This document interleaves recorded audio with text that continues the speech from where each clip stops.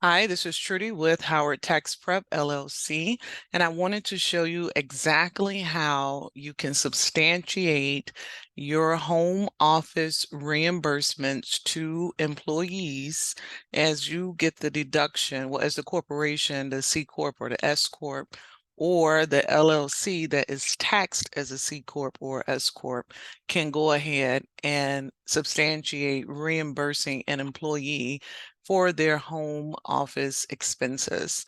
On your screen, you see an Excel sheet that we have created for 12 months for you from January through December.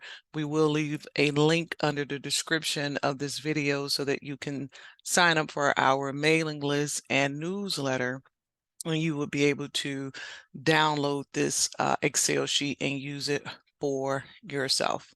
So first, we're going to start at the very top, the name of the business here, so you can type in whatever you like. I'm going to do Michael Jackson 2300. Okay, so the employee name is going to be Janet Jackson. I know I'm pretty original. The date for this one is going to be 1/31/2023.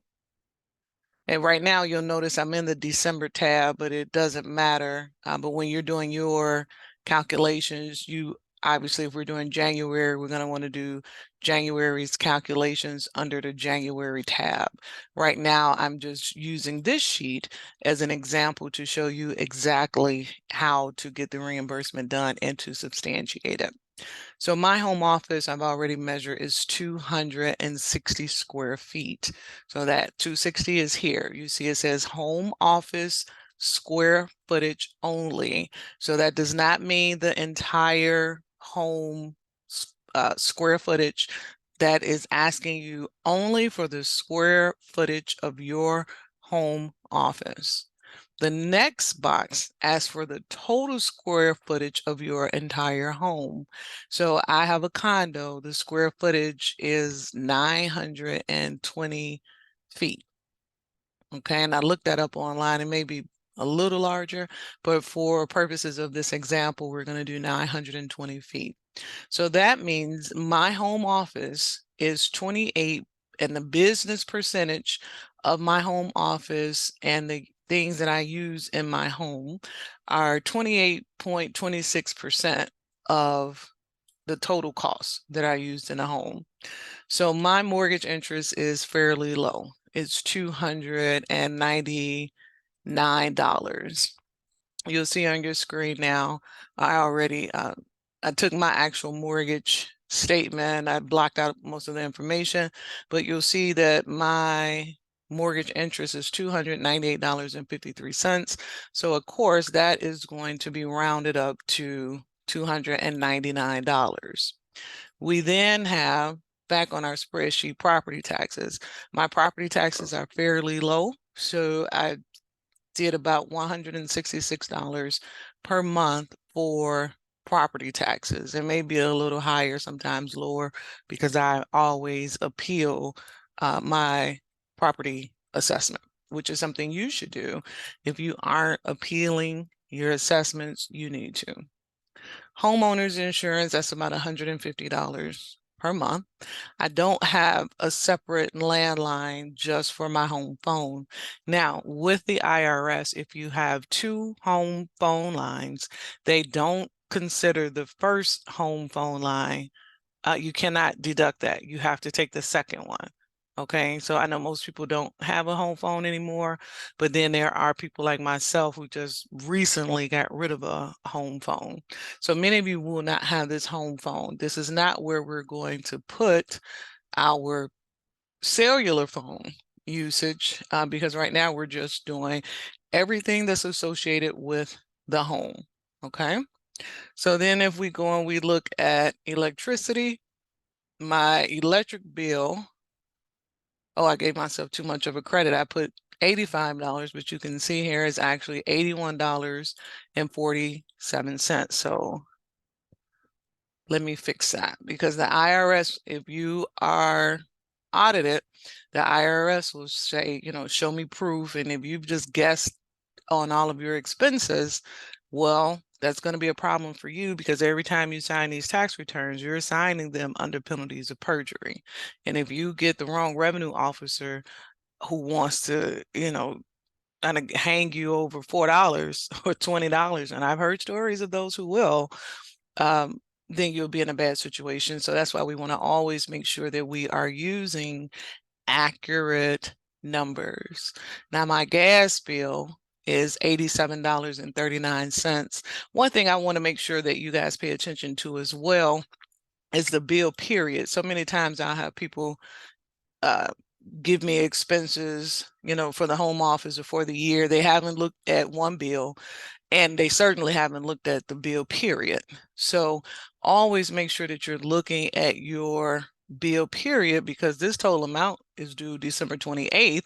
So if I just say, oh, okay, well, this is what I paid in December, I'm cheating myself, because there's still 29 more days in the month of December that's going to come on my January bill. So make sure that you are always paying attention to the actual bill period that you're calculating your expenses for. So here in my case, it's $87.39 for gas. Water, I don't pay because we have assessments. I have a condo association. So that will come down in repairs and maintenance. That's where I will account for that cost. So my next cost then would be internet. And unfortunately, I do have to pay for internet service, and I really feel that I'm paying too much, but that's another conversation.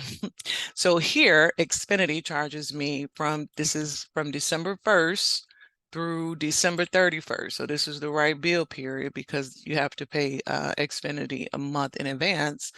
And I'm paying $84. Now, at first glance, if I just look at this bill and I see that it's $84, then okay, I take the whole $84. Now, I know that I can take the entire $84 and put it against this spreadsheet, simply because I don't have any additional services. I don't have a cell phone. I don't have cable or anything like that.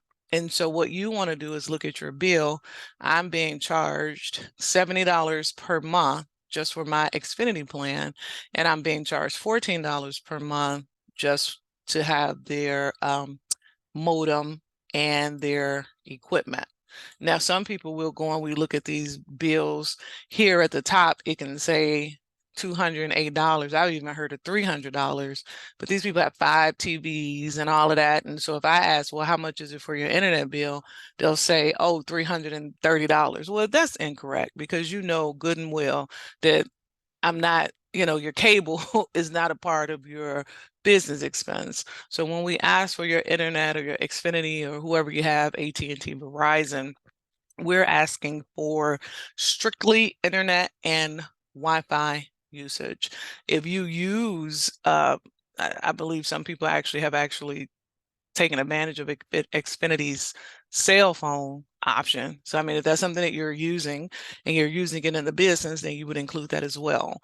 But if you're like most people and you just have your internet and your cable on your bill, make sure that when you give us the calculations, you're only accounting for your internet usage. Okay, so we'll go back and we'll put that $84 in. Lawn care, I don't have that. That's included in the association fees. So here, repairs and maintenance, I wish I had housekeeping, but I don't.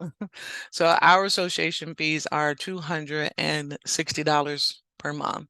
So my entire fees, now this is not including the mortgage payment. This is just the mortgage interest, property taxes, homeowners insurance, electricity, gas, water, well, like I said, is included in the association fees, internet, lawn care, shoveling, snow removal, all that's included in association fees. So that is $1,128 per month. Now, my business percentage from indirect expenses, and indirect expenses means I'm not specifically doing it for the home office. I'm doing it for the entire home. So those costs are indirect. And that's why we're taking this percentage, which is this 28.26% percentage of my total expenses. And where do we get this 28.26%? We get that from earlier when we took the square footage of my home office and we divided it by my total square footage of the entire home. And that's how we were able to get the business percentage for our expenses. So each month, that's $319 that I could pull out of my corporation tax-free. So my corporation gets to write off the $319. And I, as an individual, Trudy, I get to take the $319 tax-free. Now, in order to do that, there is something called an accountable plan that you have to have. It's a reimbursement plan. So even if I gave the IRS this spreadsheet and I had the check or the Zelle payments to show the Zelles from my corporation to myself, but I didn't have an accountable plan, the IRS would disallow it because they would say that this was a sham. It was just something I'm making up. So if you're gonna have a business, if you're gonna want to take advantage of these deductions, you have to run your business as a business, especially when you're dealing with corporations and reimbursements, etc. Okay. Now, I had some repairs done. I had a drywall repair, painting, etc. into my home office. So that was $1,500. So that is a direct expense because the entire house wasn't painted, just that particular area. We didn't fix drywall everywhere. So I can be reimbursed as an employee from the company for that expense that I had to my home office. Now, in the reimbursement or the accountable plan paperwork, we have a clause that says, not to reimbursements not to exceed X amount. Because what you don't want to have happen, let's say I lived in an expensive area and I decided I wanted to put marble in my home office and that was $5,000. Again, that's not an ordinary or necessary business expense. And that's not something that a normal corporation, they're not going to reimburse you because you decide to spend $5,000 decorating your home office. So you have to do everything within reason and reasonably. So for this particular month, January, my total reimbursement from the business, from the corporation to Trudy would be $1,819. And that's for the repair as well as my percentage of internet I'm using in the business, the percentage of gas, electric, etc. Okay. Now, the depreciation expense. When you own your property and you're not renting, you can use depreciation. Now, land cannot be depreciated. So my condo is really inexpensive. So it's $75,000 is what the mortgage is for. But I want to show you how the spreadsheet will automatically calculate the deduction for land since land can't be depreciated. So for this example, we're going to use $100,000 as the cost of the home. Now, when you're taking the cost of your home, it's either the fair market value or what you took the mortgage out on. So now a lot of these homes have gone up in value.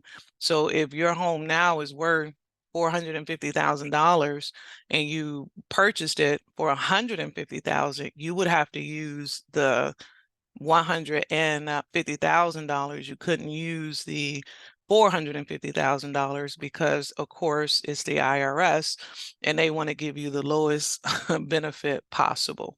Okay, so you want to make sure that you keep up with the correct cost for depreciation on your home. So now my basis is $80,000. So I get to spread that $80,000 over a period of 39 years because this is a commercial lease. This is not a residential lease. So because of that, we're doing 39 years. So this year, this is the 7th year that I've had my home office. If you move over, we have a year 1, because these numbers here are giving you your depreciation percentages. If I started the business year 1 and it was in January, then my depreciation expense, well, I'm down here, years 2 through 39. So I get to take 2.564%. So let's say this was my first year and I started the business in June. So I would look here, year 1 and June, I only get to take 1.39%. So that is one thing that you will have to manually put in. That's not going to pre-populate for you. But once I manually put that in, then my depreciation deduction, that's automatically calculated. That calculation is $1,112 that I get to depreciate for the year, divided by my business percentage usage. So my portion of the home office that I'm using over the entire square footage of my home, I get to have $314 reimbursed starting in what I did January. So see, I made a mistake here. So actually it was June that we started. So the things that don't pre-populate for you are June, well, the month that you started the business. So we put in the right percentage. June is 1.391. So